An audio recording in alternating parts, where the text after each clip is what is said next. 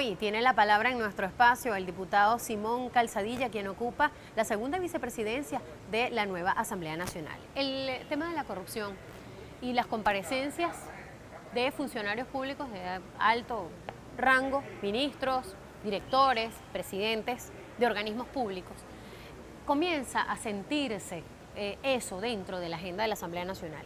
Y es una gran deuda que ustedes tenían con sus electores, también con quienes no votaron por ustedes. Sería bueno rendirles explicaciones a quienes todavía confían. Quisiera saber cuáles son esos primeros pasos de esas interpelaciones. Entiendo el tema hidrológico está ya en el tapete, la primera reunión transcurre pues en las próximas horas. Ayer escuché citaron a comparecer al presidente de Agropatria, ministro de la Defensa también por el caso del conejo, que quisiera así abordarlo con un poco más de detalle más adelante. ¿Cómo va esa agenda? Fíjate, lo que más refleja el deterioro de la democracia en los últimos años por ese modelo mesiánico de líder único, partido único, de un solo gobierno que sometió todas las instituciones al dictamen de una sola persona, hace que ahorita cuando se dice que se van a invitar a comparecer o a interpelar a altos funcionarios de la administración pública, parece algo escandaloso, increíble, escandaloso. E inclusive para algunos, ¿cómo puede osar la Asamblea Nacional en interpelar a un ministro? Cuando eso es lo más normal en una democracia. Cuando eso era el pan de cada día hace 8 años, 9 años, 10 años, 15 años en el Congreso. Es competencia constitucional. Para yo aprobar un crédito adicional, una modificación presupuestaria, yo tengo que llamar a los funcionarios respectivos para que expliquen al detalle. En el 2009, nosotros en la Comisión de Finanzas acordamos, porque ya era excesivo el volumen de créditos adicionales que se estaban aprobando, que no solamente íbamos a convocar a los funcionarios antes de aprobarlo, sino un mes después de aprobado para que nos rindieran cuenta de lo gastado con el crédito adicional. En ese momento, el diputado Sanguino, que presidía la comisión, yo fui responsable de evaluar el crédito adicional del Ministerio de Infraestructura. Era el ministro Diosdado Cabello. Y recuerdo clarito que el diputado Sanguino envió 2 comunicaciones y no mandaron a nadie, no respetaban a la Asamblea porque Diosdado Cabello era jefe político y no tenía por qué rendirle cuentas a sus propios partidarios en la Asamblea Nacional. A partir de esos hechos y otras investigaciones que arrojaron conclusiones de corrupción y fueron desaparecidos los expedientes porque afectaban a ministros. Fíjese, y no hay que revisar también el funcionamiento.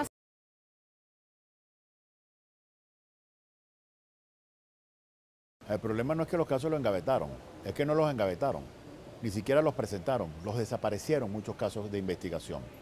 Yo creo que lo importante, obviamente tenemos el papel de investigar muchas cosas, pero hay que ya poner antídotos a la mala administración. Y una de las causales de la corrupción en Venezuela es lo oscuro con que se manejan las finanzas del país, la poca información. Aquí se gastaron más de 150.000 millones de dólares y nadie sabe en qué se gastó, porque el único que lo ejecutaba era el presidente de la República y supuestamente le informaba, era el Contralor. ¿Cómo un país puede permitir que un funcionario gaste 150.000 millones de dólares y dar la explicación cómo, cuándo y dónde lo gastó?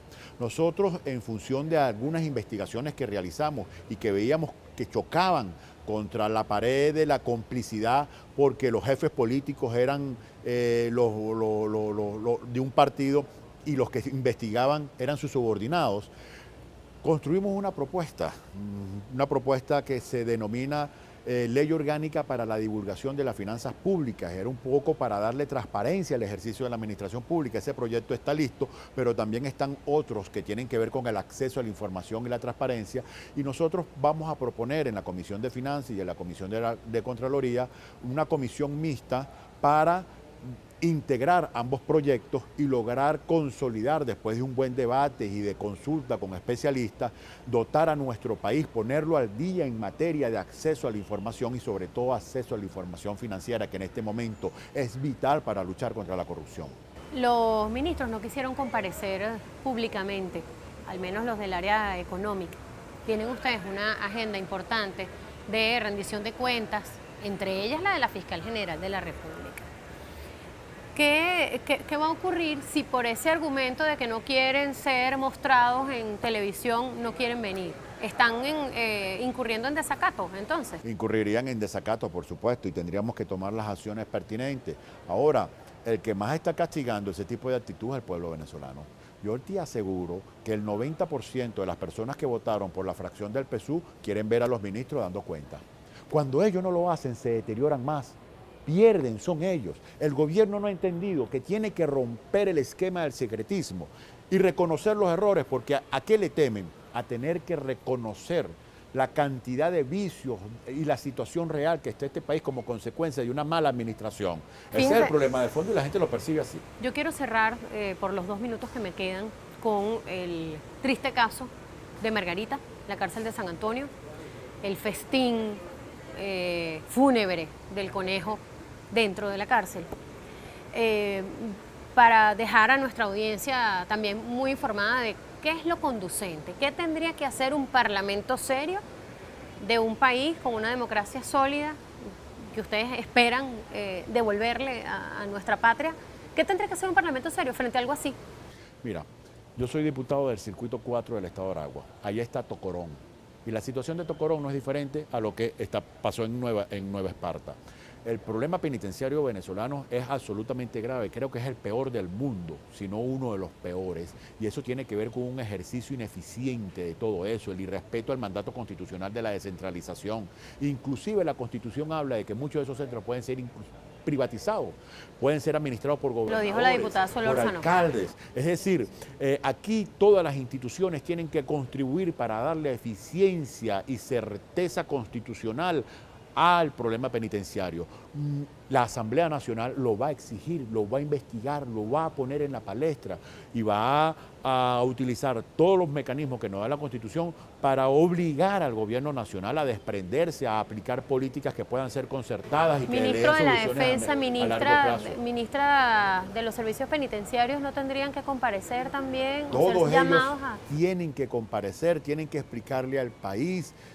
Si yo fuese el presidente Nicolás Maduro, ya la ministra penitenciaria no estuviera en ese cargo. Yo estuviera convocando no solamente a los miembros del Parlamento, de la sociedad civil, a los gobernadores, a los alcaldes, ver cómo podemos hacer un plan de emergencia para revertir esa grave situación que hay en las cárceles. Pero es que tenemos también el problema de que esos centros carcelarios son los centros de operaciones de delincuentes que están a sus alrededores y en el país.